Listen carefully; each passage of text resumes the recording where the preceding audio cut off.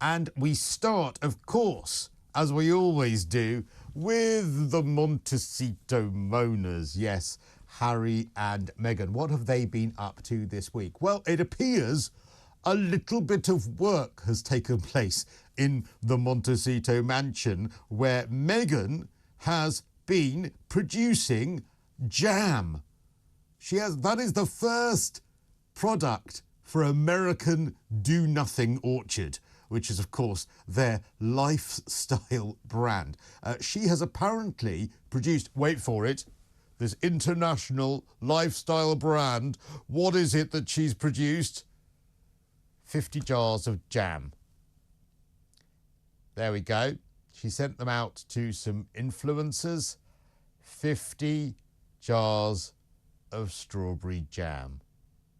Now, in fairness to Meghan, that is the most work that she has done in the last 3.5 years. So credit where it is due. Strawberry jam is very difficult to make. It does involve strawberries and making them into jam, putting them in the jars, putting the lids on, everything else. So well done.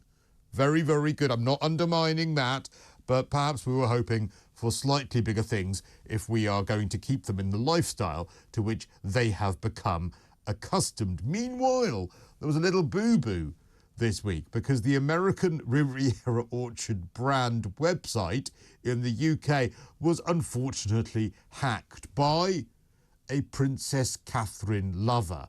Yes, when you went to the website for American Riviera Orchard here in the UK, it automatically linked to a food bank with a message saying, "Thoughts with Catherine."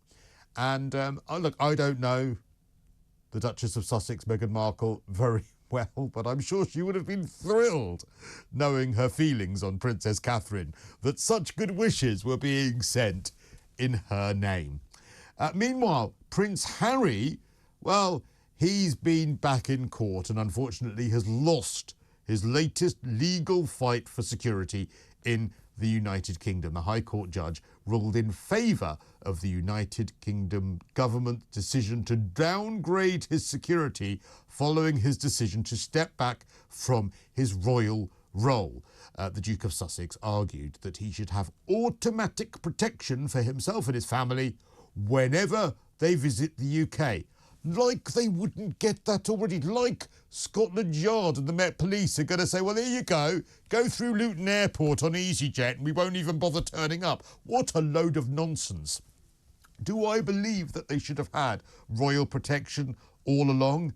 Yes, I do, actually. I think that they should have had some royal protection in the USA. But the idea that when they come to the UK, that the Met Police and any other MI5 and any other security services are just going to let them go on their way without giving them any protection whatsoever is, of course, absolute nonsense. But apparently, in December, Prince Harry said he felt forced to step back from his royal role and leave the UK, citing security concerns for his family, his wife, and their 2 children. Yes, those security concerns, meaning that you turn up to the opening of an envelope, must have really, really worried you massively. And of course, wanting to earn millions and millions of pounds in cash by, well, endorsing any old products and sell any old tat, of course, had absolutely nothing to do with you wanting to leave the royal family, Harry. So, of course, he lost this latest court battle and he has vowed to fight on and go back to court. I swear Prince Harry has spent more time in court than Judge Judy. He really is there constantly. I don't know why he doesn't buy himself one of those wigs and be done with it.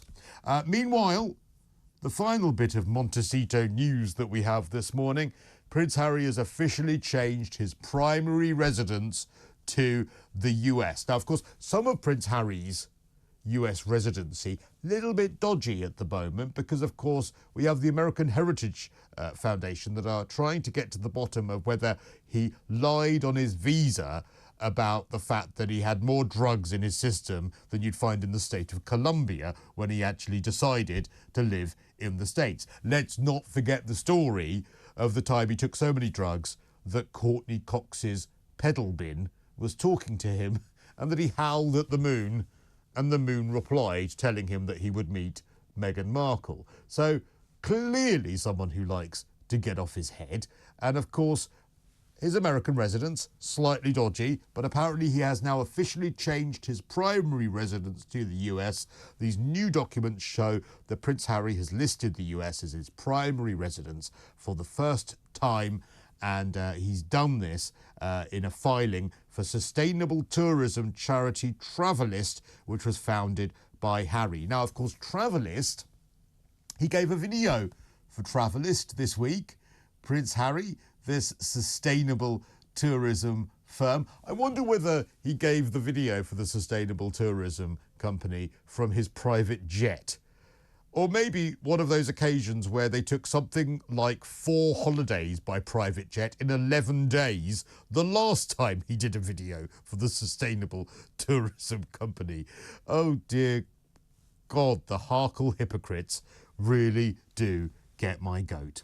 Finally, we have some lovely news. Prince William this week has been back out and about since the admission of Princess Catherine's cancer diagnosis. He has promised to look after Kate at the first royal event since her cancer diagnosis. He returned to work this week to publicise community and environmental impact organisations in Surrey and West London, so he stayed quite close to home. Whilst visiting Surplus to supper, he took the opportunity to reassure the public that he's doing the best to look after his wife and seemed visibly touched when he was given get well soon cards for both her and King Charles, who's also battling cancer. That, my dears, is royal work. It's not producing jam or documentaries that no one watches. And that is your Right Royal Roundup. Cristo's Right Royal Roundup.